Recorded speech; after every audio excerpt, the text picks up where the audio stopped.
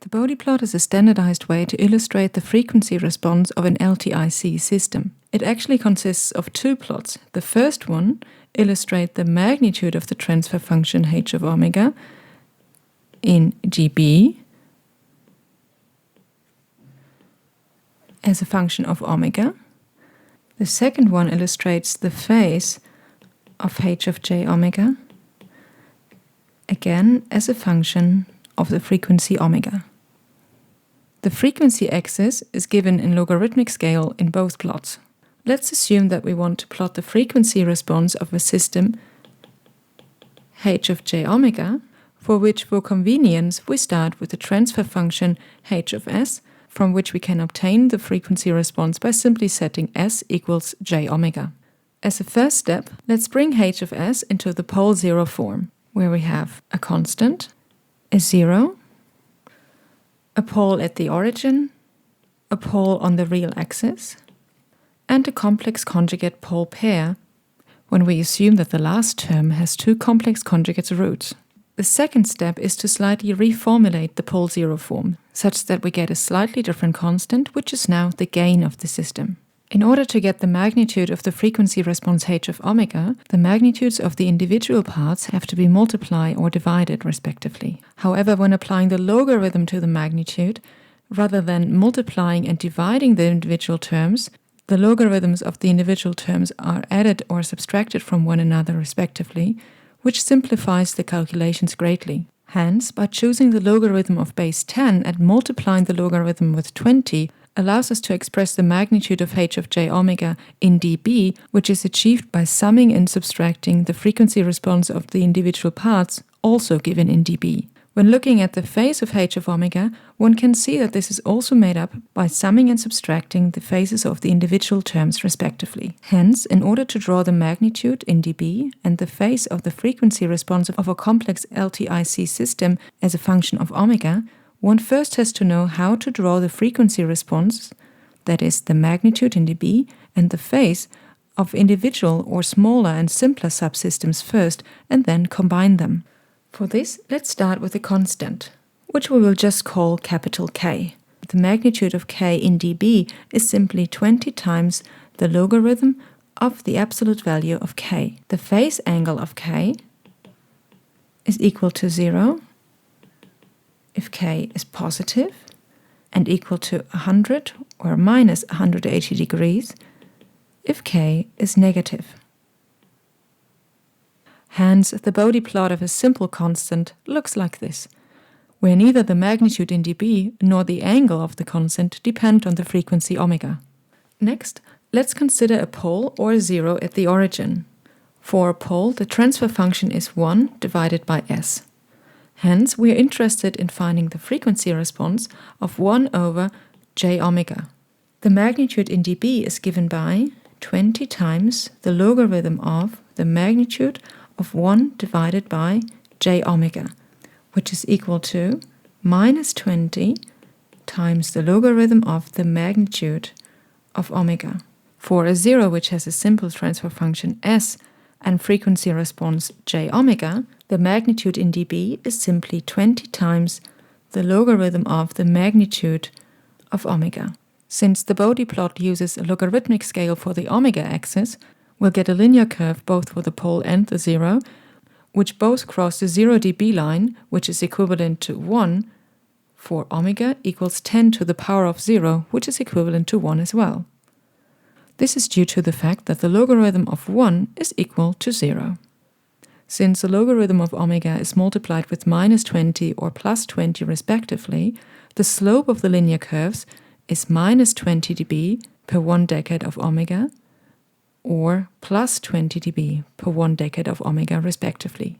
Since the frequency response of a pole at the origin, this is 1 over j omega, is a purely imaginary number, the phase of it, so the phase of 1 divided by j omega, does not depend on omega. It's simply minus the phase of j omega, which is equal to minus 90 degrees. The phase of a frequency response of a zero at the origin, this is for j omega, is equal to plus 90 degrees, because again, j omega is a purely imaginary number.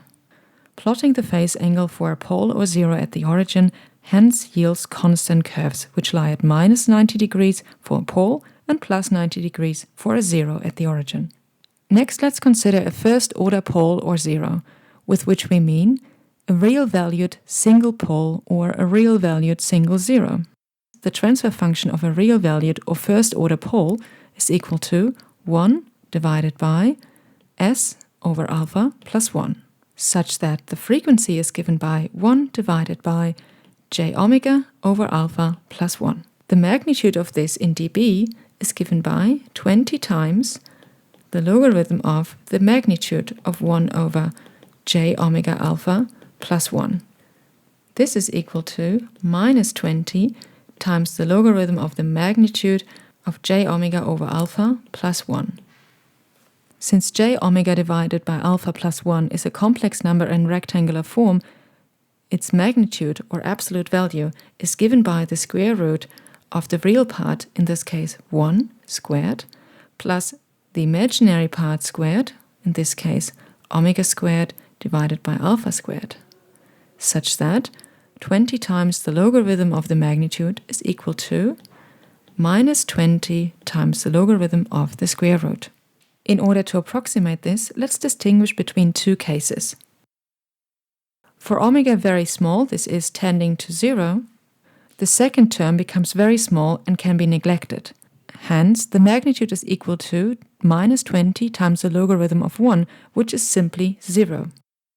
However, as omega grows, the second term depending on omega becomes dominant, and the first term, namely the 1, can be neglected, such that the magnitude in dB can be approximated by minus 20 times the logarithm of omega divided by alpha. Note that minus 20 times the logarithm of omega divided by alpha is again a linear function when plotting omega in a logarithmic scale. Also, for omega equal to alpha, this becomes equal to minus 20 times the logarithm of 1, which is equal to 0. The magnitude of the frequency response of a system with a single pole or first-order pole is hence approximated by two straight lines, where at the crossing points of these lines, this is for omega equals alpha, the magnitude drops by minus 3 dB, since minus 20 times the logarithm of the square root of 2 is roughly minus 3 dB. The phase of the first-order pole is given by minus the phase of 1 plus j omega divided by alpha. This is equal to minus the arcus tangens of the imaginary part of the complex number, which is omega divided by alpha, divided by the real part of the complex number, which is simply 1 and hence can be neglected. This can be simplified further. For instance, if omega is much less than alpha, the arcus tangens of omega divided by alpha is roughly the arcus tangens of 0, which is equal to 0. If omega is much greater than alpha, then the arcus tangens of alpha divided by omega is going to be approximated by the arcus tangens of infinity, which is 90 degrees, so that the phase approaches minus 90 degrees. For omega equal to alpha, the phase is minus the arcus tangens of 1, which is minus 45 degrees. Hence, for frequencies much lower than alpha, the phase is 0, and for frequencies much greater than alpha, the phase approaches minus 90 degrees. And for omega equals alpha, the phase is equal to minus 45 degrees. The phase can be approximated by a straight line, which is 0 degrees for alpha divided by 10, and minus 90 degrees for 10 times alpha. Note that for first order 0, the magnitude is equal to minus the magnitude of the first order pole, and hence can be approximated by. Also, the phase of a first order 0 is just going to be minus the phase of a first order pole, and hence will look like. The last standard transform function is the second order pole or 0. We will first rewrite the transfer function of the second order pole into the following standard form: s divided by alpha squared plus 2 psi s divided by alpha plus 1. Then the magnitude of this transfer function in dB is given by minus 20 times the logarithm of the magnitude of j omega divided by alpha squared plus 2 psi j omega divided by alpha plus 1, which is equal to minus 20 times the logarithm of the real part squared, which is 1 minus due to the j squared omega divided by alpha squared, where we square the real part, plus the imaginary part squared, which is here 4 psi omega divided by alpha squared, and finally taking the square root. Again, we will approximate this magnitude. First, for the case that omega is much less than alpha. In this case, the terms omega divided by alpha are going to be very small, and the magnitude is dominated by 1, leading to the approximation for low frequencies of minus 20 times the logarithm of 1, which is simply equal to 0. If omega is much greater than alpha, the term with alpha over omega with the highest exponent will dominate. In this case, it's going to be this term here, which yields the approximation of the magnitude of minus 40 times the logarithm of omega divided by alpha. For the special case of omega being equal to alpha, note that this term here becomes 1, so that the real part of the complex number is going to be 0. Hence, since omega divided by alpha is going to 1 and the square and the square root cancel each other out, the magnitude is going to be minus 20 times the logarithm of 2 xi.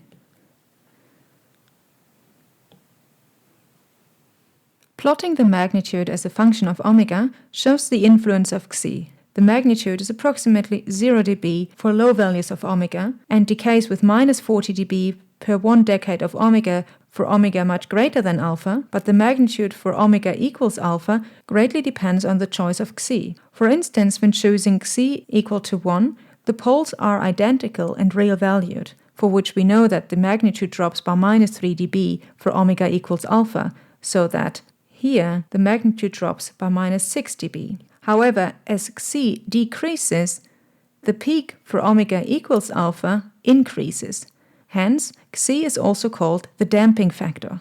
The phase of the second order pole is equal to minus the phase of its denominator, which is minus arcus tangens of the imaginary part, which is 2 psi omega divided by alpha, divided by the real part, which is 1 minus omega over alpha squared.